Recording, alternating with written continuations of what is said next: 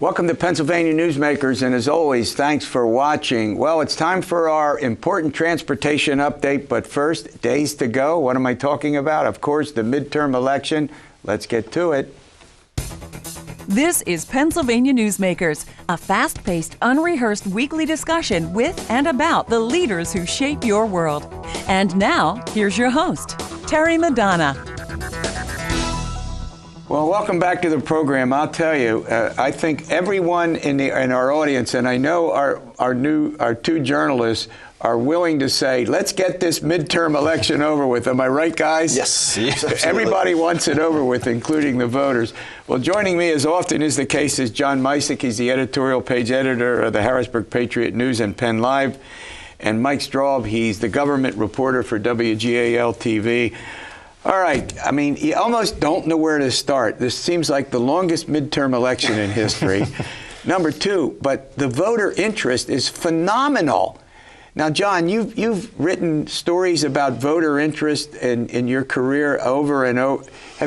Midterm election. Are we in uncharted territory for turnout? It's pretty fascinating, Terry. I've been in 3 or 4 congressional districts across the state now over the course of this cycle, and out with candidates.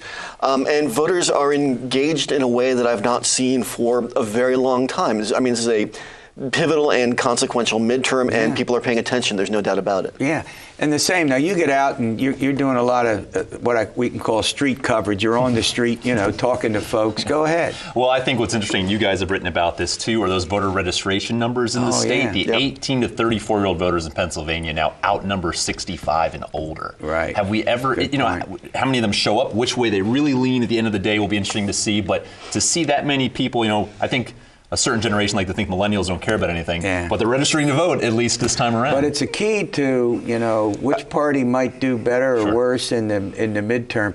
All right, John, let's get right to it. Yes. Governor's election, every single poll done all year has shown Governor Wolf with a double-digit lead. His opponent, Scott Wagner, has not been able to find an issue that's resonated with voters. And let's be honest, his campaign has had a problem or two along the way. Go ahead, take it. Yeah, I mean, your poll out just last week, Terry, showing him up by 26 points, Governor Wolf.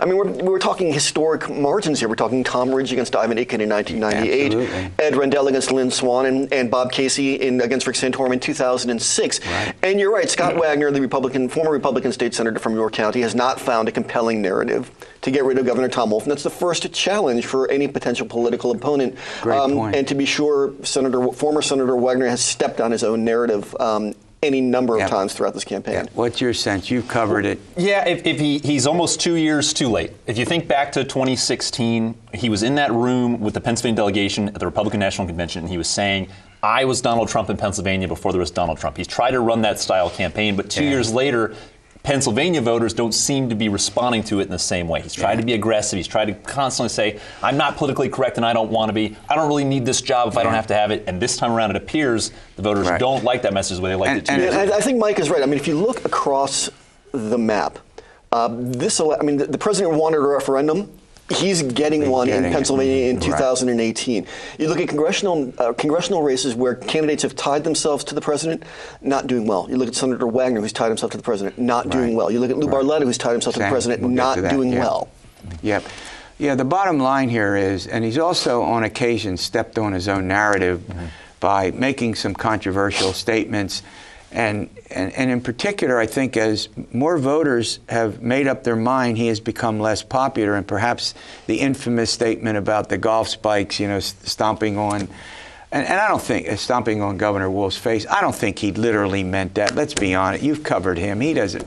Go ahead. No, I don't think he literally means it. But in this era of political advertisements, where you're trying to make a claim against an opponent and connect them to a position of a far-off, affiliation, the commercials that are running that have actual clips of Scott Wagner saying these things, in an era where people are caught on tape all the time, is a really powerful commercial. Right. I mean, it launched a couple $1 million worth of negative advertisements from the Wolf campaign, and they made that narrative stick that he doesn't have the temperament to be governor. Nope, you're right. All right, let's go to the U.S. Senate race. Senator Casey, in every single independent poll all year, has also had a double-digit lead, Michael. Bottom line here is, similarly, Congressman Lou Barletta, who's a staunch Trump ally, has not found an issue that's resonated with the voters. Sleeping Bob, the commercial, has been run over and over again, and the senator still has a pretty substantial lead. Hasn't been able to pin Senator Casey on a truly a negative, the same way that Wagner has struggled to find something to really hold Wolf on to rally voters around him.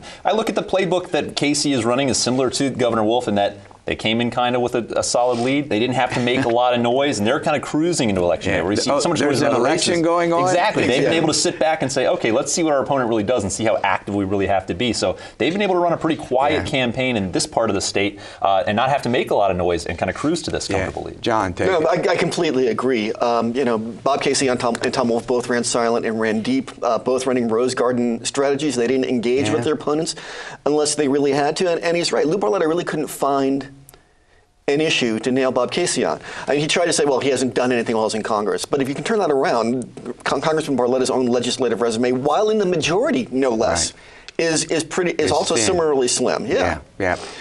All right, so at the end of the day, in both of these races, it's all going to depend on the wave. Is there a wave? Which party benefits from the wave? And it seems to me the Democrats have the slight edge there, Mike, and it doesn't, something pretty dramatic would have to happen, right? Well, as the Republican Party chairman has publicly said numerous times, they're facing an uphill battle just on registration numbers alone. The Democrats register Republicans in the state by 800,000. So there's a huge gap. Active registration. Yeah. So that's already a wall in front of them. All right, we're going to run to a break. Boy, do we have more to cover. I think we'll get to it. This broadcast of Pennsylvania Newsmakers is presented by the Pennsylvania Chamber of Business and Industry, the statewide voice of business, and by the Pennsylvania State Education Association and Partners for Public Education, bringing the power of a great education to our schools, our students, and our communities.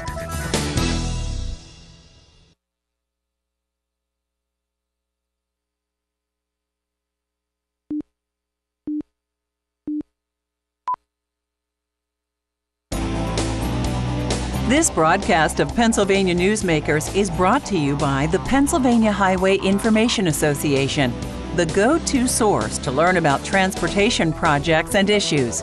Please visit pahighwayinfo.org. And by the Pennsylvania Manufacturers Association. Business in Pennsylvania is our business. I'm joined by journalists who have been covering the midterm election in Pennsylvania and to some extent elsewhere as well. Mike Straub with WGAL TV and John Micek with the Patriot News PennLive. All right, John, if in effect the two Democrats running for the U.S. Senate and governor's races have fairly substantial leads, the same can't be said for in all of the congressional elections, of which there are 18 in the state. Yes. Currently 12 Republicans, 6 Democrats, and there are a couple of significant ones. But we're also going to be one of the states that decides whether or not the Democrats can get to 23, the magic number. Absolutely. I mean, Terry, we've talked about this any number of times on the show. There's about a half dozen seats statewide that are in play. As we sit here in central Pennsylvania, the 10th congressional district race between Democrat George Scott and Republican Scott Perry is whisker thin. Right. The 11th district race over in Mike's backyard in Lancaster County between Lloyd Smucker and Jess King is similarly narrow. We're seeing a narrow race in the Bucks County's 1st district. That's a big one. One in the 16th district out there in Erie, in the 17th district in Pittsburgh. I mean, they're really, really, really competitive congressional races. I know. They're way more fun to watch, frankly, than the top two. And hold it. By the way, you've covered a lot of these as well. Most of them are ho-hum. Would you agree? They're ho-hum, meaning the incumbent's going to win. It's not in congressional races historically. Until the new map. I mean, look, the Democrats no doubt benefited from the new map that the state Supreme Court put into place in January. Districts that were heavily Republican became more competitive. Correct. I mean, the thing that's fascinating, though, about that Smucker seat is that became more Republican, but it's more in play. It's and amazing. you moderated a debate in the new 11th district, the old 16th. If you're confused about these numbers, we are too. Go ahead, Mike. Well, the old district went 7% for Trump. It included most of the city of Reading. Right. The new district went 26% for Trump because basically it's Lancaster is the population center, and then it's all of Lancaster County and the southern half of York County, which is not exactly a liberal bastion, but right? People had said conservative Republican. Sure, but people came up to me from the southern half of York County at the debate. They said, we loved Scott Perry so much that we felt slighted by the new map more than anybody else. We're not willing to just back any of these Lancaster County folks. Oh, my Jess golly. King really saw these people as in play. She opened an office in Red Line. She opened an office in Hanover. So she went to those voters in York County and really thought they were really in play. And that might be what's leading the strategy that makes this race a lot closer to anybody anticipated. And hence Scott Perry's headache. That chunk of Southern York, heavily red, got cleaved off. You have a district now that looks more like the Capital Region, and George Scott, the Democrat, has been running hard in all of it. Yeah. So as we sit here now, globally, it looks like, and I'm being objective about this, the Democrats could pick up between 3 and 5 seats in the state and be a major player in the magic number 23. I'm not saying. Most of the analysts say that the Democrats are likely to get the 23. Who knows? We'll find out on Election Day whether that holds up. But this state is pivotal. Nate Silver's pointing to a 9-9 split when the dust settles on Election night. So we'll see. That's 9-9 if Perry wins the Harrisburg district and Smucker wins the Lancaster. I mean, it could go the other way. You're quite correct. But if we're talking about all this change, the one place we're not talking about change is in the Pennsylvania legislature, where the Republicans, if I got the number right, have 121 seats in the House, 34 in the Senate. Is anyone talking about a party change in the state legislature of Pennsylvania? I don't think anybody's talking about a party change in the state legislature. There's going to probably be a few seats flipped here or there closer to the Philadelphia burbs where there's potentially more of the blue wave noise being made. But the map hasn't changed for the state legislature. Remember, that's just a congressional map. Yep. So in terms of leadership changes, don't expect to see that, but maybe the majority lessens slightly. Yeah, I mean, you can agree with? I do. I mean, you could see the Democrats pick up 2 or 3 seats in the Senate. Mostly in the Philly burbs. There's 1 seat in Western PA that's in play. You can maybe see the Dems pick up between 6 and 8 seats in the House. Yeah. I mean, they're playing a two-cycle strategy. No one thinks you can eat into that kind of Republican majority, historic Republican majority in the House in a single cycle. They figure pick up 6, 8, perhaps even 10 seats in the House this cycle, and then go at it again in 2020. But even if there's a 6 or 8 seat pickup, Terry, in the House, that would be enough to give Democrats more of a seat at the table. All right, Bob Latham joins me. He's the Keystone Transportation Funding Coalition. We're going to talk about what roads and bridges, they're particularly important, and we'll be back in a moment. This broadcast of Pennsylvania Newsmakers is brought to you by the Pennsylvania Credit Union Association. Pennsylvania Credit Unions, where people are worth more than money. To find a credit union that is right for you, check out ibelong.org. And by the Energy Association of Pennsylvania, Pennsylvania's energy information source.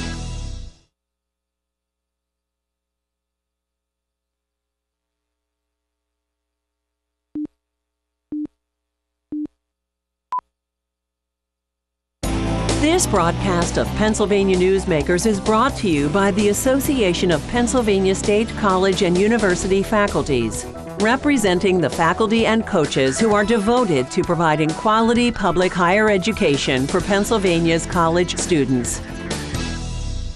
Well, joining me is Bob Latham. He's the Executive Vice President of the Associated Pennsylvania Constructors. He's our go-to guy on all things roads, bridges, and transportation. I think I got that right, Bob. You got it we right. always call you in. All right, here we are. We're approaching winter. I want to talk about transportation funding, but give us an overview of the condition of Pennsylvania's roads and bridges. I can't go 25 feet, I'm obviously joking here, and not find construction somewhere. Am I right or wrong about that? We promised results when we passed that transportation funding bill in 2013, and I'm here to give them to you. So we have reduced the number of bad bridges in Pennsylvania over the last several years by half. Oh, so wow. in other words, in this area, we had maybe 2,000 that were bad at the start, and now we're down to 1,000. I mean, so we've really had an impact on the safety of our roads and the safety of our bridges. We do have a lot of construction zones. I'm very happy to report that the legislature passed the bill since the last time I was on, which will allow for automated speed enforcement in highway work zones. So I'm looking at your viewers and saying, next year you better slow down. Slow down, yeah. Like the guy that passed me going 80 on 83 coming out here today, you're going to get tagged, buddy.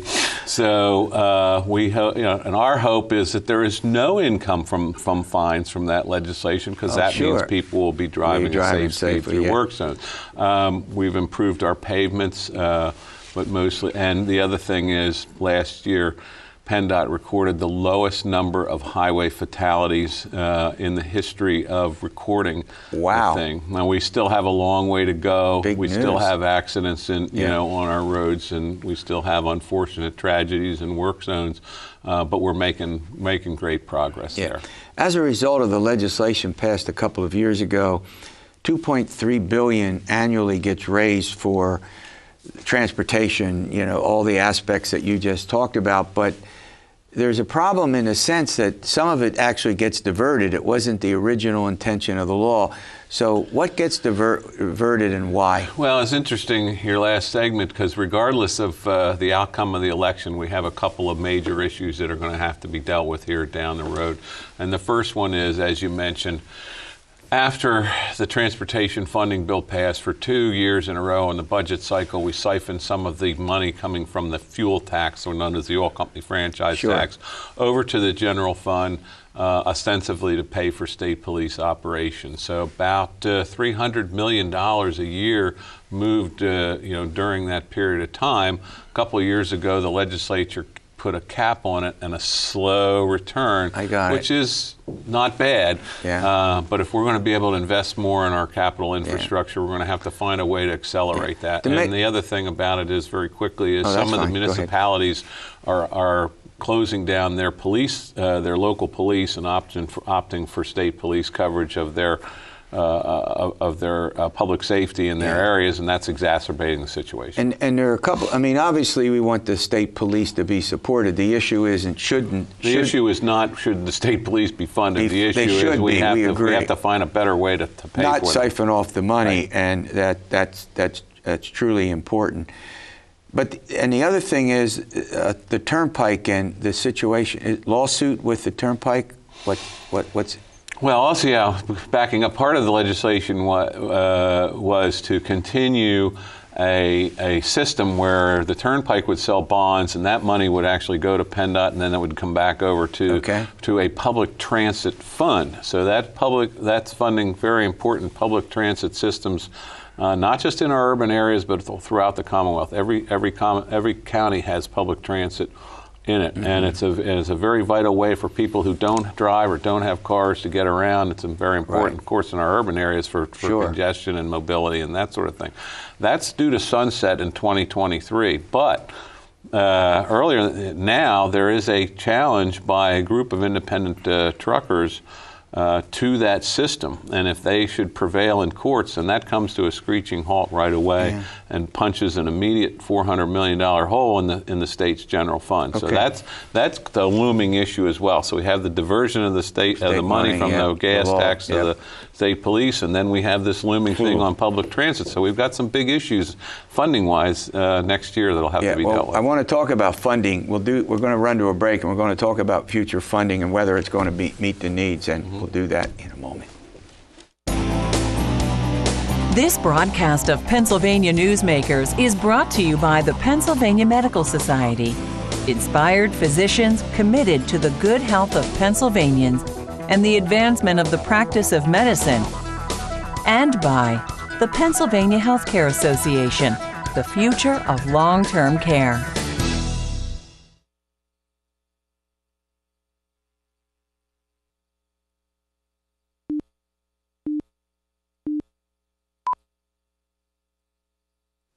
Well, here we are. I'm with Bob Latham. He's our go-to guy on all things dealing with public transportation funding and assorted other roads and bridge problems. We always call you in here. All right. You say here, and I'm going to quote, a public transportation cliff is on the horizon. What does that mean? Well, what it means is what we were just talking about. The tolls on the Pennsylvania Turnpike are going up and up and up as part of the transportation bill. That money is being used to sell bonds, and that's funding public transit. I got it. And that system is set to expire in 2023, and that's about $400 million that the general fund is going to have to pick up, or they're going to have to find another way of funding it. Now, 2023 sounds like, oh, that's light years away. But there's a lawsuit that we were just talking about that could bring that rue home to roost right away. But before we go on to another subject, and let's stay on the whole business of funding. Sure. In general, does roads and bridges, they're even talking about infrastructure at the federal government. It's something that Democrats and Republicans have talked about. They can't get on the same page yet. But how much more funding? I mean, roads and bridges are essential for safety. They're essential for the economy. If Bob Latham had his way, what would you tell, particularly the legislature, about additional funding? Do you need another type of basic funding for it? Well, in the future, we're going to have to find a way different than the gas tax in order to pay for transportation. Okay, because we basically have a funding system that's based on consumption of fossil fuels and an energy policy that's and private investment that's going the other way. Electric vehicles, natural gas vehicles. Point. All these vehicles that are not, they're not burning gasoline, which is what we're taxing the consumption of that. So we're going to have to find maybe a mileage-based fee or some sort of other way to pay for transportation infrastructure. Yep. Let's just look at, for example, the I-81 corridor here in central Pennsylvania from Maryland to the New York line. It is literally lined with distribution centers because we have this distribution economy. We don't have retail going at bricks and mortar anymore. We're buying things online. All this is being distributed on a highway network that's not adequate in order to carry it. So maybe something along that, involving that economy can be used to help pay for the infrastructure that those systems are using. Yeah. Now we often forget that we're getting money from the federal government to fund part of the roads and bridges transportation system. Once again, a portion of the gas tax that motorists pay, or a good portion, is going into the federal National Highway Trust Fund.